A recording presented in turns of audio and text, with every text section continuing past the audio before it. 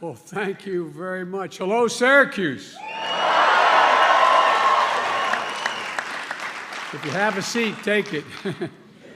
If you don't, I'd probably leave. Shawnee, thank you for that introduction and for representing your sisters and brothers, the IBW. One of the reasons I'm standing here is because of the IBW, not a joke. They endorsed me early on, and along with, quite frankly, every other union in America, and we came along. I made a promise, and I'm keeping it. I'd be the most pro-union president in American history, and I'm going to make sure that happens. Simple reason for that. You know, the middle class built this country, and unions built the middle class. We used to say in the Senate, excuse the point of personal privilege, though I'd like to introduce some of my family and friends, and I don't know where they are right now, but my, you know, I married a beautiful woman from Skaneateles Lake, was at Syracuse. I met her on spring break and fell head over heels in love with her, and gave up a starting job on the football team in Delaware to come up every weekend because I couldn't stay away from her. And her brother Michael's here. Where's the family? There they are, back here. The Hunter family. The Hunter family is here. Daughter Maureen and Greg, and the children Gillian and Gregory and Nancy Hunter and her daughter Jess, my brother-in-law Johnny's wife and daughter, and as well as one of Bo's best buddies, Andy Grote, and an old friend who's here. I excuse this again, as used to say in the Senate, a point of personal privilege. But just like coming home, man, coming home. Molly and her brother, Jimmy Crean. And the president of Syracuse University and the dean of the law school, who probably I wouldn't get in these days, although I went there on a scholarship. And Mayor Walsh, Ben, thank you. County Executive McMahon, it's good, you know, it's good to be in a place that means so much to me, and that means so much to our country with the project we're here to celebrate today. Governor Hochul, thank you for the passport into the state. Appreciate it very, very much. You've been a great partner to me and a great leader for the state. You saw an opportunity to attract more semiconductor supply chain businesses, and you signed a law to make New York even more welcoming. We were down in Poughkeepsie not long ago, a little outfit called IBM, spending $20 billion investing in incredible jobs, attracting companies, creating jobs. A century ago, this region was the heartland of manufacturing. And when I was up here as a law student, you had Kodak, Corning, General Electric. Governors always believed it could be that way again. She thought that would be the case, and the region is poised to lead the world in advanced manufacturing. Not a joke. Poised to lead the world.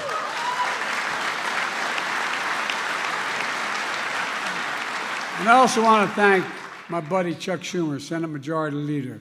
This guy gets things done.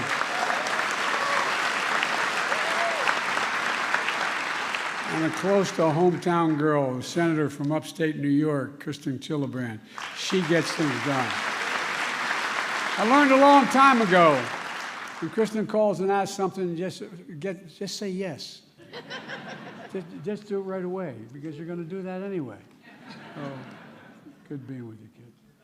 And look, it's a hell of a delegation. I think it's one of the best delegations in the country, and Chuck is a great majority leader. Getting big things done. And we wouldn't be here today. It's not hyperbole. We wouldn't be here today without him. And Kristen's, as I said, hometown here in upstate New York. She's a fighter for families in this area. And you'll be hearing from all these folks in a minute. But Congressman John Katko, where's John? Johnny? Stand up. John is a Republican, and I like him a lot. I like him a lot. John, I've been in the Congress for a long time, and we used to have, this is how we used to be. We used to work together like you've worked together with me and with the delegation. Thank you very much. I'm quite frankly a little sorry you're leaving. And thanks for what you've done. And thanks for the passport into your district. I appreciate it. And thanks for reaching across the aisle to support the CHIPS and Science Act, which this guy wrote right here. We'll talk about that in a minute. You know, and we also have one of the leading members of the United States Congress, Chair of the House Intelligence Committee, Adam Schiff. He came all the way from California just to see Chuck. Where is he? There he is. Good to see you, Adam.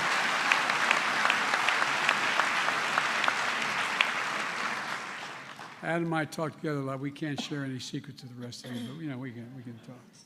He's the only guy I can talk to. I'm only kidding. Folks, we're here to celebrate one of the most significant investments in American history. Again, not hyperbole. One of the most significant investments in American history. And it's going to ensure that the future is made in America. One of the bright spots around the country that should give us a sense of optimism and hope about who we are as a nation. And it's part of a broader story about an economy we're building and one that works for everyone.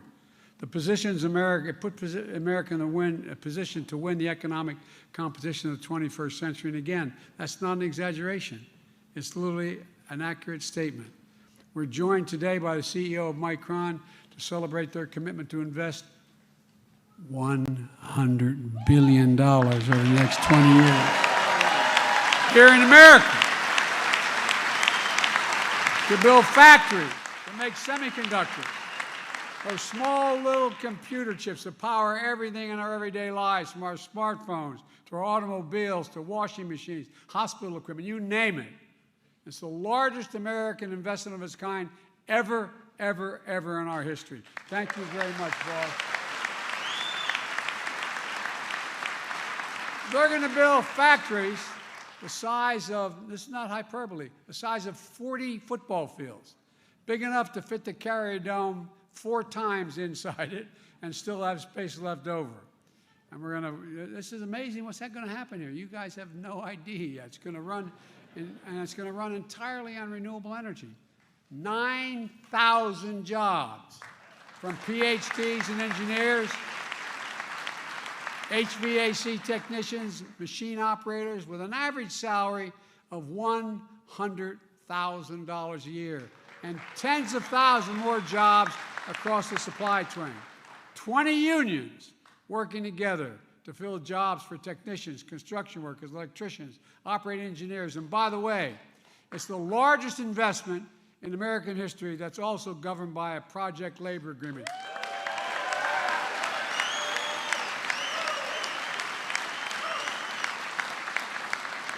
That's a fancy way of saying union.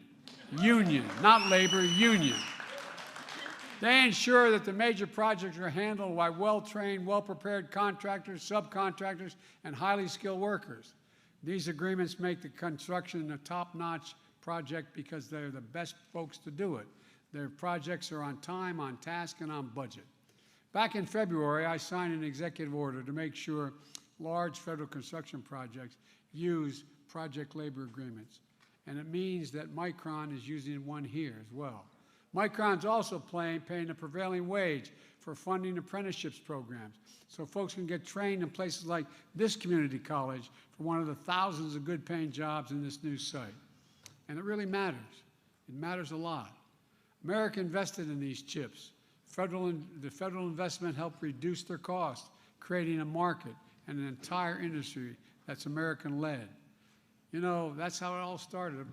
As a result, over 30 years ago, America had more than 30% of the global chip production, 30%.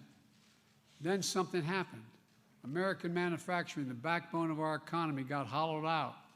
Companies moved jobs overseas from the industrial Midwest as well as from the Northeast and manufacturing towns like here in central New York and upstate New York.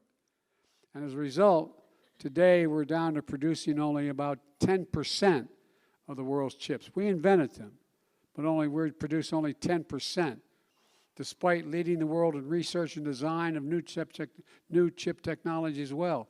It's here in the United States. But because of the new law I signed and Chuck designed and delivered, we're turning things way around in a very big way. With Micron's $100 billion investment alone, we're going to increase America's share of global memory chips and production by 500%.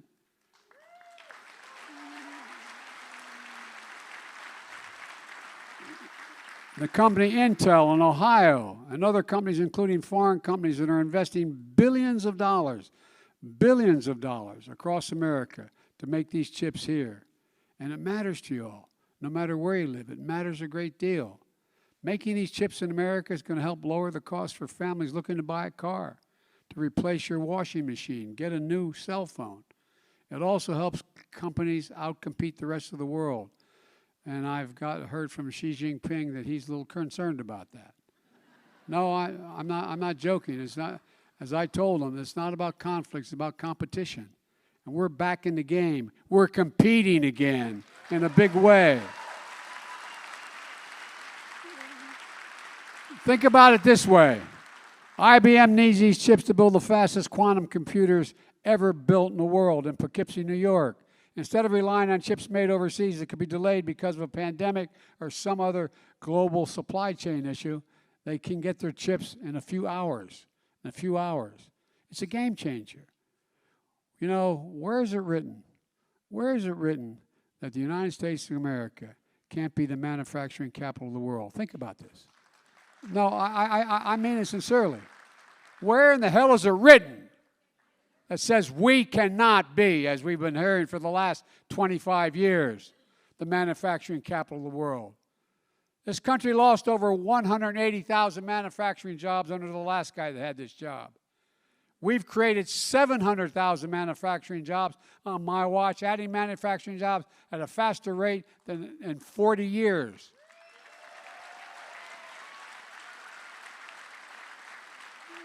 The previous president made a string of broken promises in places like Wisconsin, Indiana, Ohio, where promised investments in jobs and manufacturing never materialized, but layoffs and shuttered factories did materialize.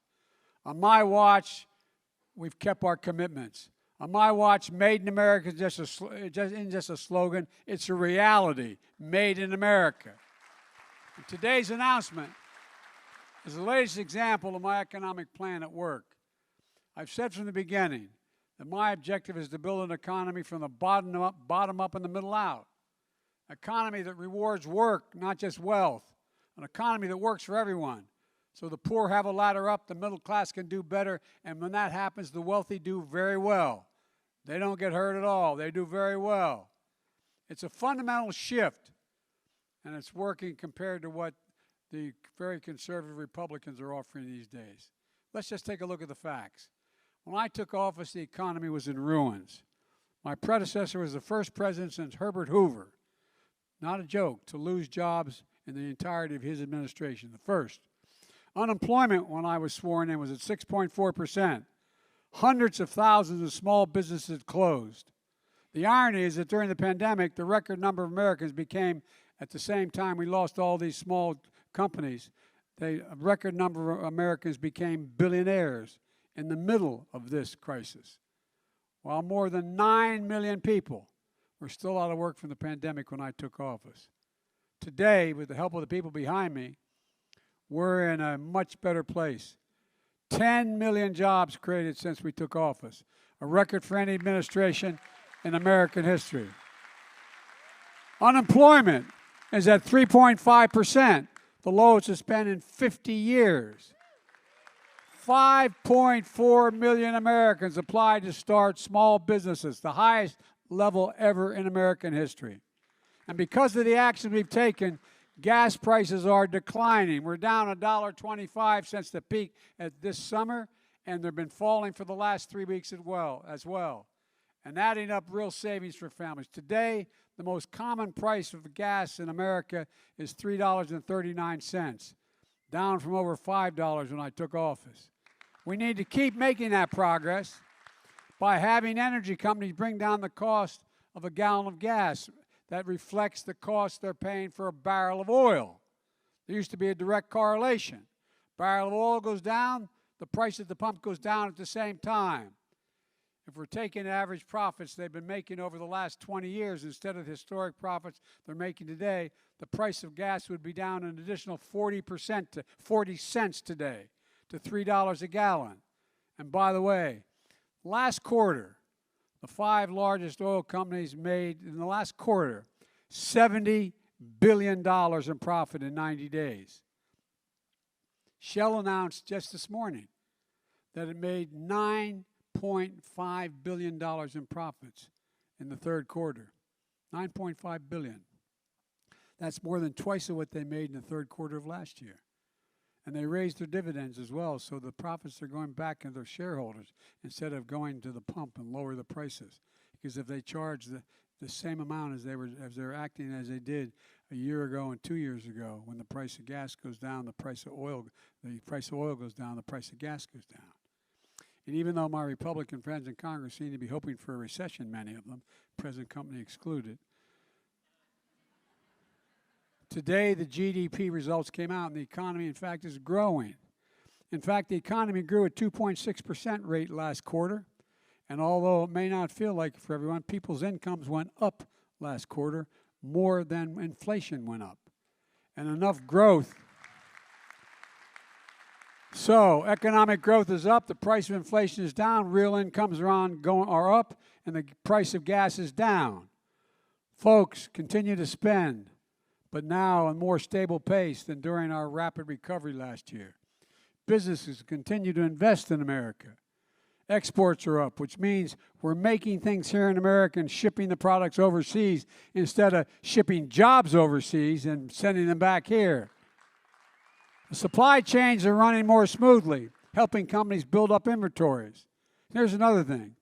My predecessor promised, and you heard it for 4 years, Infrastructure Week, seemingly every week for 4 years. But it never got done.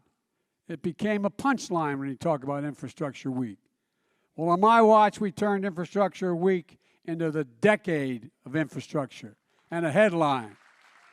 A once-in-a-generation investment on our nation's roads, highways, bridges, railroads, ports, airports, water systems, high-speed internet. And the American people are seeing the benefits of this economy that works for them. Families have more net worth today than they did before the pandemic. Fewer families are behind in their mortgages, their credit card bills, than they were before the pandemic. More Americans have health insurance than before the pandemic. And we're doing everything we can to give folks just a little bit, and my dad would say, just a little bit of breathing room. We're giving Medicare the power to negotiate lower drug prices. Folks, we've been trying this for as long as I was in the Congress. We pay the highest price for prescription drugs of anywhere in the world. And I'm talking the exact same prescription made by the exact same drug company, sold in the United States and sold in France. You can buy it probably 30% cheaper in France or Canada, around the world. Where's it written that that's okay? Where does it say that's okay to do? We're capping seniors' out-of-pocket prescriptions starting next year. Prescription drugs, and it's the law now, will not have to pay if they're on Medicare more than $2,000 a year for the prescriptions, no matter how much that costs. Even if their drug costs are $10,000, $12,000, $14,000 a year, like some cancer drugs do cost. Now, if Big Pharma tries to raise drug prices faster than inflation, they're going to have to write a check to Medicare to cover the difference, because there's no rationale for it. Unless they can prove they engage in additional research to improve the product, if it's the same exact product, they cannot raise the price beyond the cost of inflation for that particular drug. And by the way, put this in perspective, last year the price of 1,200 specific prescription drugs went up faster than inflation. We're going to put a stop to that. From now on, if drug companies rise the price faster than inflation, they're going to have to rebate the money back to Medicare. We're also capping the cost of insulin for seniors on Medicare at $35 per prescription instead of the average $400 a month, like some are paying now. We passed tax credits to help families buy energy-efficient appliances, put solar panels on their homes, help them buy an electric vehicle, weatherize their home, Things that are going to save, it's estimated by the utility companies, an average of $500 a year for the families, and much more if they were to purchase a vehicle. Yesterday, we announced steps my administration is taking to get rid of unfair hidden fees, known as junk fees, that are proliferating, like surprise banking overdraft fees, an average of $35 for every overdraft, or credit card late fees, an average of $50. Or if you get on a plane and you want your 2-year-old child to sit next to you, you're going to find out you paid a hell of a lot more for your ticket when you land, before you land. If you find yourself in a position, and it goes on and on and on, all these hidden fees, well, guess what? These can add up and make taking the real money out of the pockets of ordinary Americans. That's on top of actions we took earlier this month to lower the cost of hearing aids, to make them available over the counter at places like Walgreens and Walmart. This is going to save, on average, $3,000 for a pair of hearing aids for millions of Americans with hearing loss. $3,000.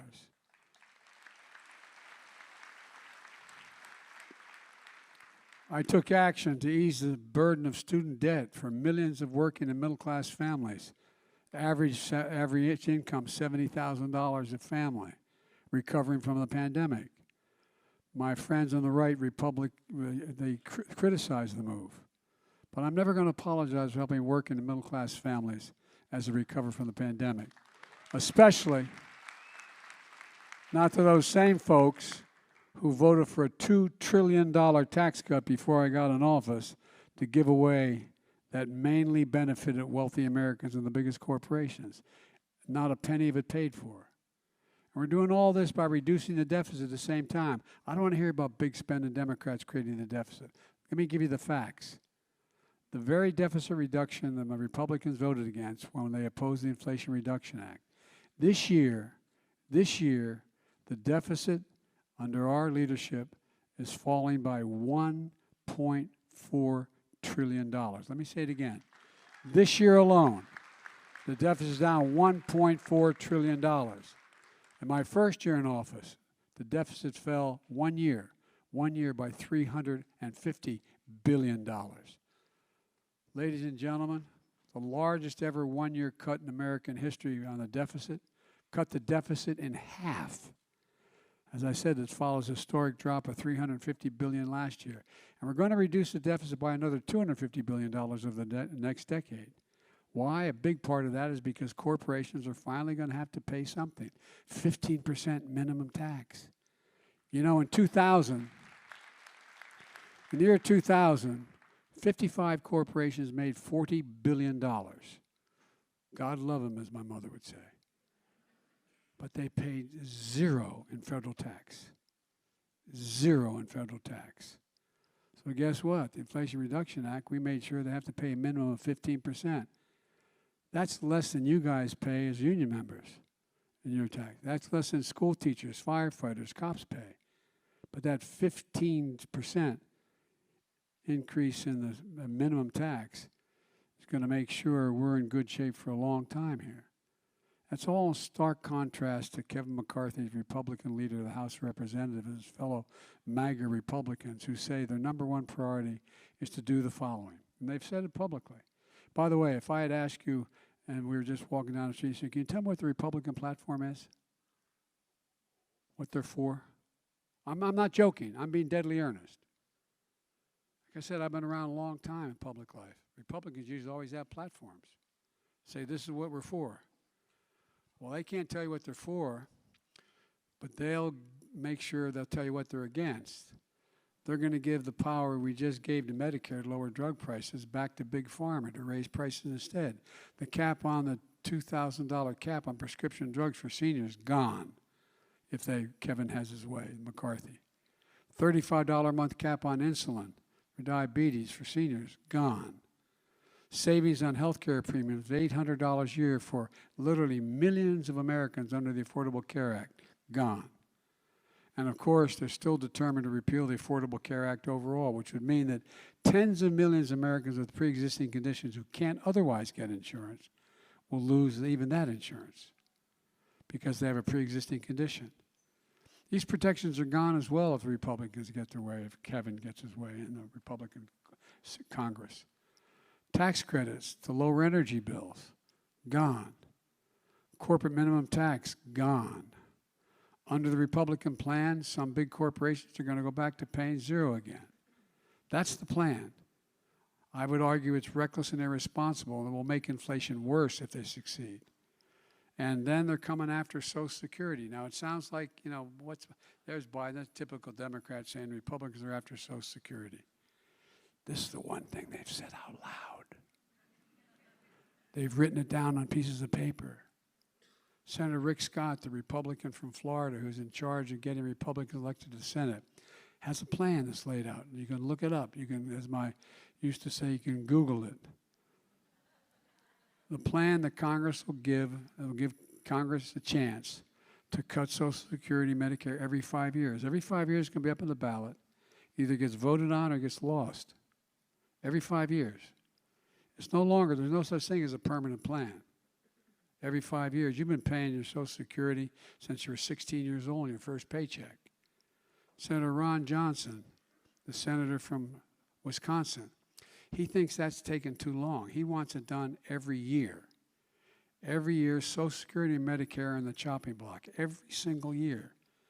And now they put forward a real ticking time bomb for the country. You're going to hear a lot more about it.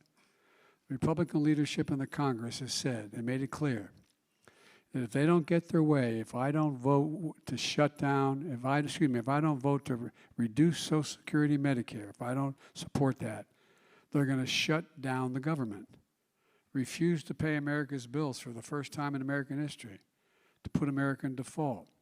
Again, read this. That's what they're saying. Unless we yield to the demands to cut Social Security and Medicare, they're determined to cut Social Security and Medicare, and they're willing to take down the economy over it. There is nothing that would create more chaos or do more damage to the American economy than that happening, if it were to happen. Let me close with this. It's been a rough few years for a lot of people I grew up with, hardworking Americans. For a lot of families, things are still tough. But there's some bright spots out there where America is reasserting itself. I've asked CEOs, including Micron and CEOs of many other countries, the following question. When I spoke to the Business Roundtable, spoke to the Chamber of Commerce, National Chamber of Commerce. When the United States government decides to invest considerable resources in a new industry that we need to build up for our national security and economic well-being, does that encourage or discourage companies from getting in the game? The overwhelming answer is it encourages them to get in the game. Federal investment and tracks private sector investment, particularly in those things we need badly. Our national security depends on us having access to the most modern computer chips in the world. It depends on it. One of the things I've been able to do, and I make no bones about it, because of with Russia's activities, we have curtailed their ability to access some of this stuff. And guess what? They're not able to rebuild those devastating weapon systems to take out those civilians in Ukraine as well. Not a joke. It makes a big difference. These things matter. They matter a great deal. And it creates jobs and it creates industries. It demonstrates we're all in this together. And that's what today's all about. I've never, and I mean this sincerely, I've never been more optimistic in my life about America's future. I mean it sincerely. Not because I'm president, but because we have entrepreneurs and people who know what they're doing to lead us to in a completely different era in terms of the kinds of technologies we need, like this man right here. Because I look out at the younger generation. It's the best educated generation, the least prejudiced, the most engaged, and the most least self-serving generation in American history. And look, I hope you feel what I feel standing here today. Pride. Pride in what we can do when we do it together to build a better America. Proving it to everyone, proving to the world that our best days are ahead of us. I know every major world leader because of the nature of my job, and before that, when I was vice president, that was my job, and before that, I was chairman of the Foreign Relations Committee. And guess what? There's not a single nation in the world, of major nation, that wouldn't trade places with the President of the United States in a heartbeat. Not a joke. Think about it. Not a single solitary one. Not a single one. And I talk to these folks all the time and meet with them all the time. And they want to know, are we going to be okay? Because if we're doing well, they think they got a shot to do well too. And that's not hyperbole. That's a fact. But we just have to keep it going. And I know we can. We just have to remember, for God's sake, who we are. We are the United States of America. There is nothing beyond our capacity. And we're the only nation in the world that has come out of every crisis better than when we went into the crisis. And folks, we're going to do it again. God bless you all, and may God protect our troops. And